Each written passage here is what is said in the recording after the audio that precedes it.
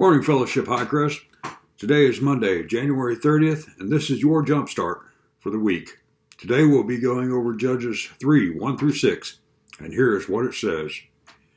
These are the nations that the Lord left in the land to test those Israelites who had not experienced the wars of Canaan. He did this to teach warfare to generations of Israelites who had no experience in battle. These are the nations, the Philistines, those living under the 5 Philistine rulers, all the Canaanites, the Sidonians, and the Hivites living in the mountains of Lebanon from Mount Baal Hermon to Lebo Hamath. These people were left to test the Israelites, to see whether they would obey the commands the Lord had given their ancestors through Moses. So the people of Israel lived among the Canaanites, the Hittites, the Amorites, Perizzites, Hivites, and Jebusites, and they intermarried with them. Israelite sons married their daughters, and Israelite daughters were given in marriage to their sons, and the Israelites served their gods. In the preceding chapters, we read that the Israelites failed to trust God for victory and consequently failed to drive out the inhabitants of the Promised Land. God then used this human failure for his purpose.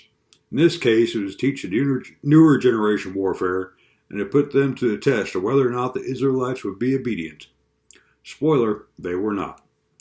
God would eventually use this stiff-necked, rebellious people who chased after other gods to bring forth the promised one in the person of Jesus, by whom all nations might be justified through him.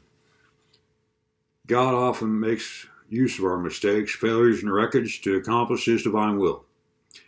At times, he allows the consequences of our sin to test, teach, discipline, and humble us, ultimately causing us to repent and be reconciled to him. We've all been through some dark times, some of those of our own making. I challenge you this morning to think back to one of those seemingly hopeless valleys in your life and how God made use of it to refine you for his purpose and be filled with gratitude and praise to him. Until next time, remember to power up, pour in, and spill out.